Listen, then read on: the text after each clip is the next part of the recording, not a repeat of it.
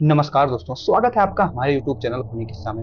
मैं हूं आशुतोष और आज की कहानी एक ऐसे जुर्म की है जिसमें नफरत ने इंसानियत की सारी हदें तोड़ दी। सोचिए, जब अपनों का ही खून चेहरे से रंग जाए, जब घर की दीवारों में ही जहर घुल जाए, तब इंसान किस पर भरोसा करेगा। आज जो आप सुनने जा रहे हैं वो कोई फिल्मी कहानी नहीं, बल्कि एक सच्ची घटना है जिसे सुनकर आपकी रूह कांप उठेगी। तो बैठ जाइए और तैयार हो जाइए, क्योंकि खूनी किस्सा की ये दास्तान आपको झकझोर कर रख देगी। आज की इस कहानी में हम बात करेंगे एक ऐसे पति पत्नी की जिनकी जिंदगी पहले तो खुशियों से भरी थी, लेकिन वक्त के साथ सब कुछ बदल गया। शुरुआत में दोनों के बीच प्यार था, सब कुछ ठीक चल रहा था, लेकिन कुछ ही सालों बाद रिश्तों में खटास आने लगी, झगड़े बढ़ने लगे और आखिरकार मामला तलाक तक पहुंच गया। तलाक के बाद तो जाहिर है कि दोनों की राहें अलग हो जानी चाहिए थी। अब ना एक दूसरे की जिंदगी में दखल देना, ना किसी तरह का कोई लेना देना। लेकिन यह कहानी है एक ऐसे पति की जो डिवोर्स के बाद भी अपनी एक्स वाइफ को चैन से जीने नहीं देना चाहता था।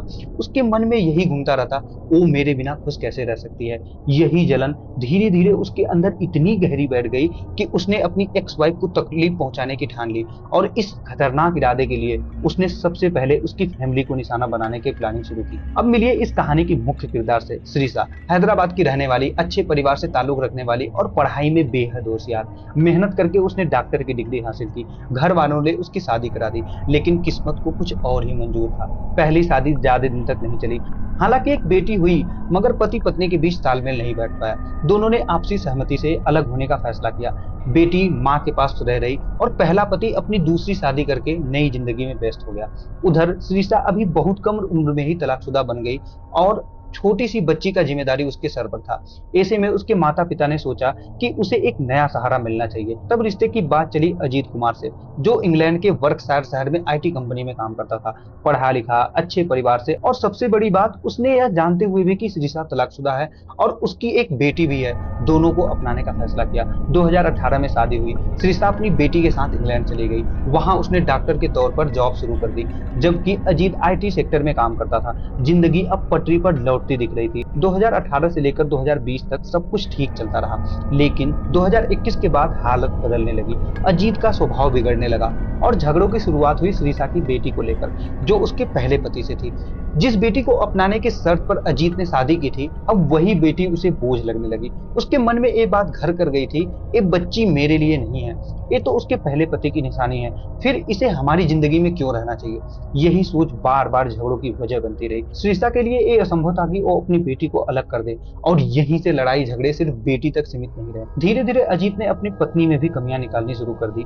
बात बात पर ताने, मारपीट, गालियां, और कई बार तो उसे गुस्सा इतना बढ़ जाता कि उसने अपनी बेटी का गला तक दबोच लिया। ऐसा लगने लगा कि जैसे कभी भी उसका जान ले लेगा। टॉर्चर बढ़ता गया, लेकिन प्रदेश में अकेली और एक माँ होने के नाते श्रीषा चुप रही। अपने घर वालों को उसने ये सच बताना मुनासिब नहीं समझा, क्योंकि वो जानती थी कि यह उसकी दूसरी शादी है। पहली पहले ही टूट चुकी थी। अगर वह सबको सच बताएगी तो उसके माँ बाप और परेशान होंगे। लेकिन जब हालत हद से ज्यादा बिगड़ गए, तब उसने हिम्मत जुटाई। इंग्लैंड के पुलिस स्टेशन में जाकर उसने शिकायत दर्ज कराई। पति के टॉर्चर और बेटी पर जानलेवा हमले की कोशिश का पूरा बयान दिया। पुलिस ने केस तो दर्ज कर लिया, मगर कोई ठोस कार्रवाई नहीं हुई। इन सबके बीच अब श्रीषा ने यह ठान लिया था, इस रिश्ते में रहना मुनासिब नहीं है। उसने कोर्ट में तलाक की अर्जी डाल दी। यही वो झटका था जिसने अजीत कुमार की नींव हिला दी। उसके लिए यह सिर्फ तलाक नहीं था, बल्कि उसके अहंकार पर सीधा वार था। उसे यह समझ नहीं आया कि उसकी पत्नी कैसे हिम्मत कर सकती है डिवोर्स की मांग करने की। लेकिन कानून ने श्रीषा का साथ दिया, केस चला और आखिरकार दोनों का तलाक हो गया। अब श्रीषा अपनी बेटी के साथ वर्कशायर में ही रह रही थी।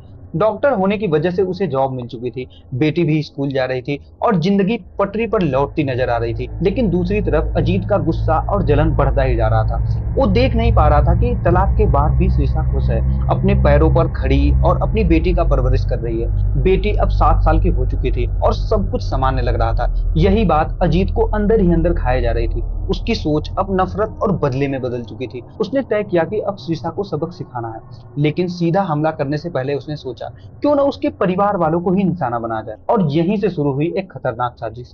उसका पहला टारगेट बना श्रीषा के पिता हनुमंत राव। अच्छे खासे पढ़े लिखे, इज्जतदार परिवार से ताल्लुक रखने वाले हनुमंत राव का एक बेटा भी अमेरिका में रहता था। अब अजीत बस मौके की तलाश में था। शायद वो ये भी जानता था कि अगर सीधा शीशा पर हमला करेगा तो पकड़ा जाएगा, इसलिए उसने तय किया कि वार करना है तो सबसे पहले पिता से ही शुरुआत करनी होगी। अजीत जानता था कि अगर इंग्लैंड में वह कोई कदम उठाएगा तो तुरंत पकड़ा जाएगा, क्योंकि वहां पहले से ही उसके खिलाफ शिकायत दर्ज थी। इसी दौरान उसे खबर मिली कि 3 जून 2023 को हैदराबाद में श्रीषा के भाई पुरेंद्र की शादी है और इस शादी में पूरा परिवार मौजूद होगा। यहाँ तक श्रीषा भी इंग्लैंड से अपने भाई की शादी अटेंड करने वाली थी। शादी का घर, रिश्तेदार, खुशी का माहौल, सब कुछ बिल्कुल ठीक चल रहा था। लेकिन 2 जून की रात, यानी शादी से एक दिन पहले, अचानक कुछ अजीब घटा। पूरा परिवार खाना खाकर सोया, लेकिन सुबह उठते ही सबको जोर जोर से उल्टियां शुरू हो गई। सबको लगा कि शायद शादी के घर में भीड़ भाड़ और जल्दबाजी में खाना खराब बन गया होगा। फूड पॉइजनिंग का भी शक किया गया। शादी का दिन निकल गया, मेहमान लौट गए और धीरे धीरे घर में सिर्फ श्रीषा, उसकी माँ उमा महेश्वरी, पिता हनुमंत राव, भाई और नई दुल्हन ही रह गए। लेकिन इसके बाद अजीब घटनाएं लगातार होने लगी। बिल्कुल स्वस्थ लोग अचानक बीमार पड़ने लगे, खासकर श्रीषा की माँ, जो अब तक एकदम एक्टिव और फिट थी, लगातार उल्टियों से जूझने लगी। कभी पिता बीमार, कभी भाई का तबीयत खराब। परिवार को कुछ समझ नहीं आ रहा था। पहले सबने सोचा कि शायद घर के खाने की वजह से हो रहा है, तो उन्होंने बाहर से खाना ऑर्डर करना शुरू कर दिया। और हैरानी की बात, बाहर का खाना खाने पर सब ठीक रहते थे, किसी को उल्टी नहीं होती। लेकिन जैसे ही दोबारा घर का खाना खाया जाता, अगले ही दिन फिर वही हाल, उल्टियां, कमजोरी। डॉक्टर होने के बावजूद शीशा को ये रहस्य काफी देर में समझ आया। लेकिन जब उसने गौर किया कि उसकी माँ सबसे ज्यादा प्रभावित हो रही, तो उसने तय किया कि अब ये मामला गंभीरता से जांचना पड़ेगा। घर का पानी, बाहर का खाना, सब लैब टेस्ट के लिए भेज दिया गया। रिपोर्ट आई और सब कुछ नॉर्मल निकला, कोई गड़बड़ी नहीं। इसी बीच श्रीषा की मां उमा महेश्वरी की हालत और बिगड़ गई। 3 जून की शादी के बाद करीब 1 महीने तक वो लगातार बीमार रही और आखिरकार 5 जुलाई को उसकी मौत अस्पताल में हो गई। यही नहीं, श्रीषा के भाई का भी वजन लगातार गिरता जा रहा था, पिता भी कमजोर पड़ते जा रहे थे। परिवार अब पूरी तरह दहशत में था। जब कोई सुराग नहीं मिला, तब श्रीषा की एक दोस्त मदद के लिए उसके घर आई। उसने पूरा किचन खंगाला और कहा, बाकी सब तो चेक करा लिया, लेकिन मसालों का टेस्ट क्यों नहीं करवाया। सैंपल लैब में भेजे गए और जब रिपोर्ट आई तो पूरा घर दहल उठा। हर मसाले में धीमा जहर, यानी स्लो पॉइजन मिला हुआ था। यानी जो खाना इस घर में बन रहा था, वो दरअसल धीरे धीरे सबको मौत की ओर ढकेल रहा था। और शायद इसी जहर ने श्रीषा की माँ की जान ले ली थी। अब सवाल यही था कि घर में जहर कौन मिला रहा है। परिवार इतना डर चुका था कि उन्होंने घर का खाना पूरी तरह बंद कर दिया। अब बाहर का खाना मंगाना ही उनका एक सहारा था। लेकिन एक हफ्ते बाद फिर से सबकी हालत बिगड़ गई। इस बार उल्टियां और कमजोरी उस खाने से हुई जो बाहर के रेस्टोरेंट से मंगवाया गया था। ये चौंकाने वाली बात थी, क्योंकि पहले तक बाहर के खाने से किसी को कोई दिक्कत नहीं होती थी। अब अचानक से वही जहर बाहर के खाने में कैसे पहुंच गया। फिर से सैंपल लैब में भेजे गए और रिपोर्ट देखकर सबके होश उड़ गए। बाहर से आए खाने में भी वही जहरीला पदार्थ जो घर के मसालों में पाया गया था। अब सबकी सुई साफ थी। ये कोई अंदर का खेल नहीं, बल्कि बाहर से किसी का षड्यंत्र है। परिवार ने तुरंत पुलिस को शिकायत कर दी। अब मामला सिर्फ बीमारी का नहीं था, बल्कि सीधा सीधा मर्डर का केस बन चुका था, क्योंकि पहले ही एक मौत हो चुकी थी। हैदराबाद पुलिस ने जब गहराई से जांच शुरू की तो सच्चाई सामने आने लगी। जांच में पता चला कि घर के अंदर से मसाले और सामान किसी लोकल किराने की दुकान से नहीं आते थे, बल्कि ऑनलाइन डिलीवरी एप्स और कंपनियों से मंगाए जाते थे।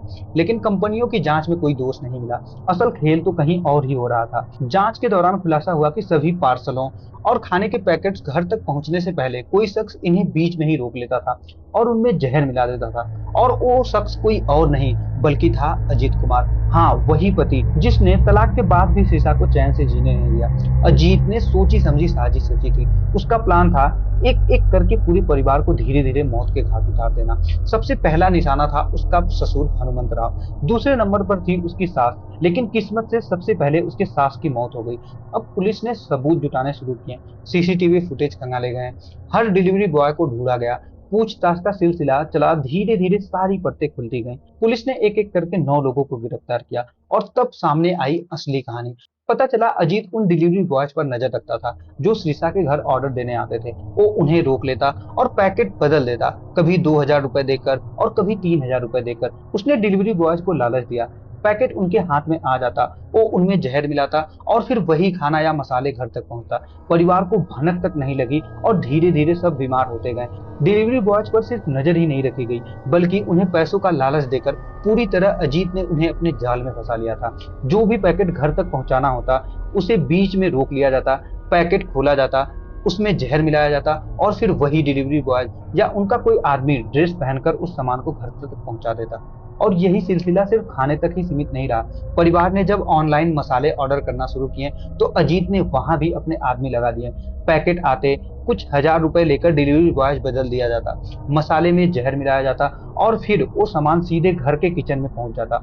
घर वाले अनजान थे कि जो खाना उनकी थाली में जा रहा है वही धीरे धीरे उनकी मौत की वजह बन रहा है। लेकिन बड़ा सवाल ये था, इतना खतरनाक जहर अजीत तक कैसे पहुंचा, क्योंकि ये कोई आम जहर नहीं था जो बाजार में मिल जाए। पुलिस की जांच में एक चौंकाने वाला खुलासा हुआ। अजीत की एक बहन जो हैदराबाद में रहती थी और एक लैब में काम करती थी, उस लैब में ऐसे जहरीले केमिकल्स का इस्तेमाल होता था। अजीत के कहने पर वही बहन चोरी छुपे ये जहर बाहर पहुंचाती और फिर ये जहर उनके ग्रुप तक पहुंच जाता, जहां खाने या मसालों में मिलाकर पूरे परिवार को धीरे धीरे मौत की तरफ धकेला जाता। ये तो सिर्फ एक तरीका था। असल में अजीत इतना सनकी हो चुका था कि उसने अपनी एक्स वाइफ के परिवार को मारने के लिए कई अलग अलग प्लान बनाए। उसका पहला प्लान था रोड एक्सीडेंट। उसने सुपारी दी कि उसके ससुर हनुमंत राव की कार को ट्रक से टक्कर मार दी जाए, लेकिन ड्राइवर ने कई दिनों तक उसकी रेकी की और आखिरकार मना कर दिया। कारण ये था कि राव साहब कभी अकेले सुनसान हाईवे पर नहीं निकलते थे, वो ज्यादातर भीड़ भाड़ वाले रास्तों में ही जाते थे। ऐसे में पब्लिक के बीच एक्सीडेंट करवाना नामुमकिन था, क्योंकि पकड़े जाने का खतरा था। पहला प्लान फेल हो गया। दूसरा प्लान था इंजेक्शन से हत्या। परिवार के कुछ लोगों को पहले से ही मांसपेशियों से जुड़ी बीमारियां थी। अजीत ने कोशिश की कि इलाज के बहाने उन्हें गलत दवाई का इंजेक्शन दिया जाए, लेकिन 5 बार कोशिश करने के बावजूद नाकाम रहा, क्योंकि परिवार पढ़ा लिखा था और हर दवाई डॉक्टर के कंफर्म करके ही ली जाती थी।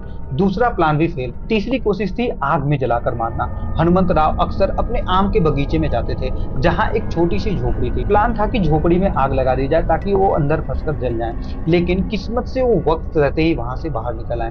तीसरा प्लान भी असफल। चौथा प्लान था कॉन्ट्रैक्ट किलर। आखिरकार अजीत ने सीधे एक हत्यारे की तलाश शुरू की। उसने पैसे देकर सुपारी दी कि किसी भी हाल में उसके ससुर को खत्म कर दिया जाए। कॉन्ट्रैक्ट किलर को पैसे देकर भी कामयाबी नहीं मिली। एंड टाइम में उसने भी हाथ खड़े कर दिए, एक काम मुझसे नहीं होगा। चार प्लान फेल हो चुके थे, लेकिन अजीत का जुनून कम नहीं हुआ। ब्रिटेन में बैठा वो ये सोच सोच कर जल रहा था कि हैदराबाद में उसके ससुराल के घर खुशियों से भरा है, शादी का माहौल है और उसकी एक्स वाइफ कैसे इतना खुश रह सकती है। उसके लिए सबसे बड़ा दर्द यही था कि श्रीषा का नाम उसकी जिंदगी से मिट चुका है और फिर भी वो अपने परिवार के साथ हंस बोल रही है। यही से शुरू हुआ उसका 5वां और सबसे घातक प्लान, धीरे धीरे पूरे परिवार को जहर देकर मारने का, ताकि किसी को शक भी ना हो और सब एक एक करके मौत का शिकार बन जाए। उसने मसालों से शुरुआत की, बाहर से आने वाले हर पैकेट को रोककर उसमें जहर मिलाना, और जब परिवार को शक हुआ तो उन्होंने बाहर का खाना मंगाना शुरू कर दिया, तो उस पर भी कब्जा कर लिया। डिलीवरी बॉयज को पैसे देकर पैकेट बदलवाकर जहर मिलवाकर वही खाना उसके घर तक पहुंचाता रहा। अजीत का टारगेट था उसके ससुर हनुमंत राव, लेकिन किस्मत से ससुर घर का खाना ज्यादा नहीं खाते थे। जहर सबसे पहले उसकी माँ उमा महेश्वरी के शरीर में गया और उसी जहर ने उसकी जान ले ली। 2 और लोग बीमार पड़ गए, लेकिन अब कहानी पलट गई। लैब टेस्ट, पुलिस की जांच और एक एक सबूत असली अपराधी का चेहरा उजागर कर दिया। हैदराबाद पुलिस ने तुरंत केस दर्ज किया और जब सारा सच सामने आया तो ब्रिटेन पुलिस को भी जानकारी दी गई। फिर वर्कशायर में पुलिस ने अजीत को गिरफ्तार कर लिया।